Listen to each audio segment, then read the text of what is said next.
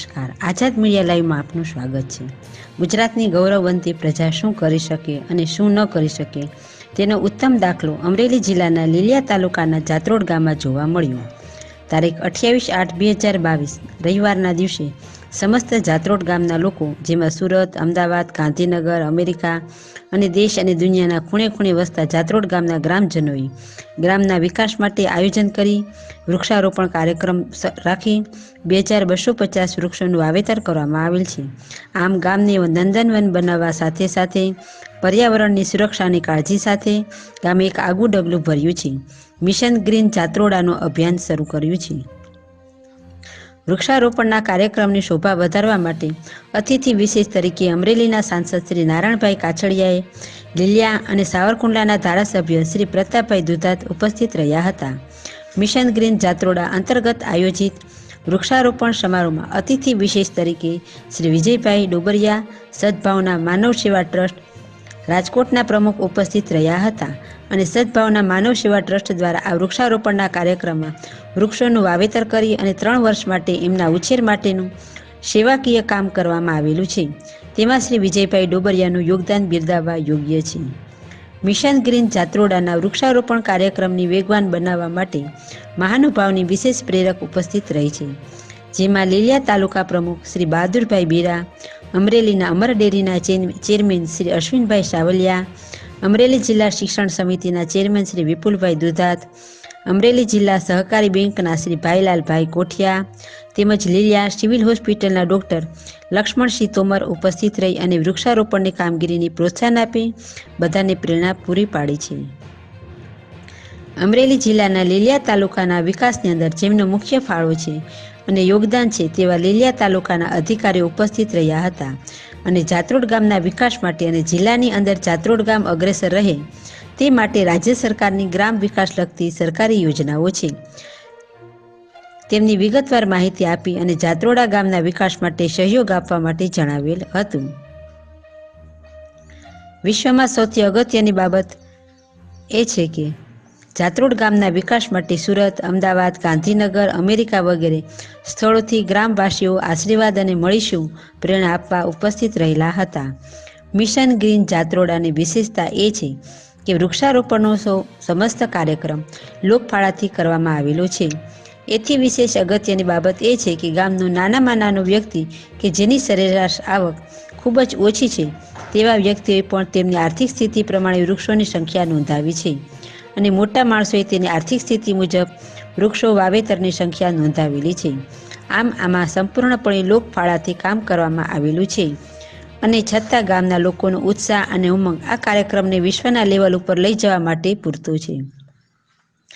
દેશમાં જ્યારે આઝાદીના અમૃત મહોત્સવનું આયોજન થયું છે અને આઝાદીના 75 વર્ષ પછી પણ પર્યાવરણની સુરક્ષા માટેનું એક નાનું એવું ગામ અને ગામના લોકો જ્યારે ભેગા થાય છે ત્યારે પર્યાવરણની સુરક્ષાના જતન માટે તેમનું યોગદાન ભવિષ્યમાં ઉલ્લેખનીય ગણાશે। જાત્રોડા ગામની અંદર વૃક્ષારોપણ સાથે સાથે જળ સંચય, સ્વચ્છતા અભિયાન, આરોગ્યલક્ષી અનેક કાર્યક્રમો દ્વારા જાત્રોડા ગામે વિકાસની હરણફાળ ભરી છે। આવું આપણે સૌ સાથે મળી મિશન ગ્રીન જાત્રોડાના વૃક્ષારોપણ અભિયાનને સાર્થક કરીએ અને અમરેલી જિલ્લામાં શ્રેષ્ઠ ગામ બને તે માટે સંકલ્પ કરીએ। મિશન ગ્રીન જાત્રોડા અંતર્ગત અમરેલીના સાંસદ શ્રી નારાયણભાઈ કાછડિયા દ્વારા જાત્રોડા ગામને દત્તક લેવાયેલ છે। આમ અમરેલી જિલ્લામાં જાત્રોડા ગામ હવે સંસદ સભ્ય દ્વારા દત્તક લેવાયેલું ગામ જાહેર થયેલું છે। ત્યારે જાત્રોડા ગામની અંદર 20 યોજનાકીય સેવાઓ ગુજરાત સરકારની છે તે યોજનાઓની અમલવારીની શુભ શરૂઆત જાત્રોડા ગામના વાસીઓએ વૃક્ષારોપણ થકી કરી છે। વૃક્ષારોપણ છે એ વ્યક્તિઓનું જીવન છે અને એ જીવનને ઉત્કૃષ્ટ કરવા માટે જાત્રોડા ગામના યુવાનો દ્વારા જે કામગીરી કરવામાં આવેલી છે એ સરાહનીય છે, પ્રશંસનીય છે અને તેમાં જાત્રોડા ગામના યુવાનો સાથે સાથે સુરત અને અમદાવાદના યુવાનોની ટીમ સાથે મળી અને એક ભવ્યથી ભવ્ય પ્રોગ્રામ જાત્રોડા ખાતે આજે વૃક્ષારોપણનો કરેલો છે। તે પ્રોગ્રામની સફળતા બાદ હવે જળ સંચય, સ્વચ્છતા અભિયાન, આરોગ્ય વગેરે જેવા મુદ્દાઓ પર કામગીરી હાથ ધરવામાં આવેલી છે। સર્વ મિત્રો જાત્રોડા ગામ આદર્શ બને તે માટે પ્રયત્નશીલ છે અને આશા છે કે જાત્રોડા ગામ ગ્રામ પંચાયત 5 વર્ષમાં આદર્શ ગામ બનશે તેની અમે સૌ જાત્રોડા ગ્રામવાસીઓ ખાતરી આપીએ છીએ. એની અંદર 4500થી 5000 વૃક્ષો જ્યારે વાવવાના છે અને એમાં 3 વર્ષ સુધી દરેક વૃક્ષની માવજત કરી અને સદભાવના ગ્રુપ આજે ગુજરાતમાં નહીં પણ મારે કહેતા જરા પણ અતિશયોક્તિ નથી કે સમગ્ર દેશમાં જો આવી કોઈ સંસ્થા હોય તો એક રાજકોટની સદભાવના જે સંસ્થા ચલાવે છે ખરેખર ધન્યતાના પાત્ર છે. એવી રીતે આજે સૌરાષ્ટ્રના દરેક ગામડાઓ જાગૃત થાય અને પાણી અને પર્યાવરણ આ બંનેને બસાવવા એ આવનારી પેઢી માટે બહુ જરૂરિયાત છે. ત્યારે આ દેશના યશસ્વી પ્રધાનમંત્રી નરેન્દ્રભાઈ મોદી જ્યારે આપણે 75મી જ્યારે અમૃત મહોત્સવ ઉજવી રહ્યા છીએ ત્યારે હરેક જિલ્લાની અંદર 75 અમૃત તળાવ બનાવવાની નેમ સાથે આજની પણ મન કી બાતમાં વાત કરી ત્યારે એમાં જાત્રોડા પણ ગામ એક એવું ખારાપાટનું અમારે ગામ છે. લીલિયા તાલુકો એટલે સંપૂર્ણ ખારાપાટના ગામડાઓ છે. એ ખારાપાટના ગામડાઓની અંદર પણ એક અમૃત સરોવર જ્યારે બનાવ્યું છે ગામના લોકોએ અને જાત્રોડા ગામમાં પણ એક દાખલો બેસાડ્યો છે કે જે ખારું પાણી હતું એમને મીઠું કરવાની આ ગામના લોકોએ જહેમત ઉઠાવી છે અને હું ખૂબ ખૂબ અભિનંદન આપું છું. સર્વે ગ્રામજનો અને સદભાવના વૃદ્ધાશ્રમની ટીમ કામ કરશે. ખાસા વૃક્ષારોપણથી વૃક્ષારોપણનું તો કામ થશે જ પણ જે ગામની એકતા થઈ એ ખૂબ મોટી વાત છે. ગામમાં નાનામાં નાના જ્ઞાતિ નાનામાં નાના માણસે પણ કંઈક ને કંઈક આર્થિક યોગદાન આપ્યું. ખાસ સુરતની ટીમ ઘણા સમયથી છેલ્લા 1 વર્ષથી દર મહિને ગામડે આવી અને આ બધી પ્રવૃત્તિ કરે છે. આ વૃક્ષો માટે મથે છે એ ખરેખર અભિનંદનને પાત્ર છે. આ જાત્રોડા ગામ 3 વર્ષમાં લીલુંછમ થાય. આજે 1800 ઝાડ વવાઈ ચૂક્યા છે અને આવતા 1-2 વર્ષમાં 4500 ઝાડ વાવી અને મોટા કરવાની જવાબદારી સંયુક્ત ગામ અને સદભાવના વૃદ્ધાશ્રમની છે. ત્યારે સર્વે ગ્રામજનોને અમે અભિનંદન પાઠવીએ છીએ. સૌ સાથે મળી અને આખું ગુજરાત ગ્રીન કરી છેલ્લા 5-7 વર્ષમાં 15 લાખ વૃક્ષો વાવી અને ઉછેર્યા છે. બાજુના લાઠી તાલુકાનું અકાળા ગામ મેં દત્તક લીધેલું.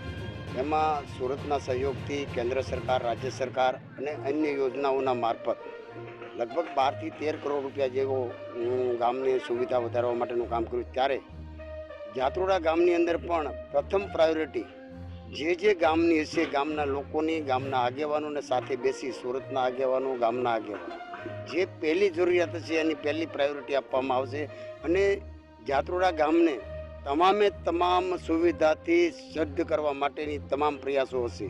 એમાં દરેક જિલ્લા લેવલના અધિકારીઓ એમાં જ્યારે હું અહીંયા ધારાસભ્ય બન્યો ત્યારની ગામની સ્થિતિ અને હાલની ગામની સ્થિતિમાં ઘણો ફરક છે અને લેનાર આદર્શ ગામના સાંસદને અભિનંદન આપું છું. પણ ભૂતકાળમાં કેટલા આદર્શ ગામો વિસ્તારની અંદર સાંસદોએ લીધા, કેટલા ગામોની અંદર કેટલી ગ્રાન્ટો આપી, કેટલા લીલિયા તાલુકાને રૂપાલા સાહેબે આદર્શ ગામ તરીકે દત્તક લીધું છે. આપ લીલિયા તાલુકાને આદર્શ ગામ તરીકે નજરે મીડિયા તરીકે જોઈ આવજો કે ગામની શું સ્થિતિ છે, ક્યાંથી પાણી આવે છે, કઈ પરિસ્થિતિમાં ગામ રહ્યું છે. માટે રાજકીય ટીકા ટિપ્પણીમાં નથી પડવું પણ ગ્રામજનો જાગૃત છે ત્યારે ગામના સહિયારાથી આ ગામનો વિકાસ થાય.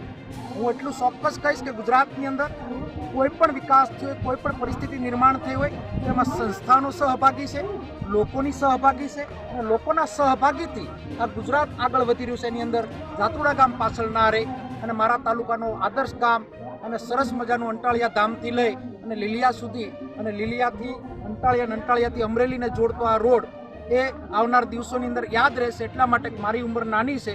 આ સદભાવના ગ્રુપે 3 વર્ષની વૃક્ષને જે દત્તક લીધું છે આવનાર પેઢી માટે નવી પહેલ થાય. ગ્રામજનોને શુભેચ્છા આપો.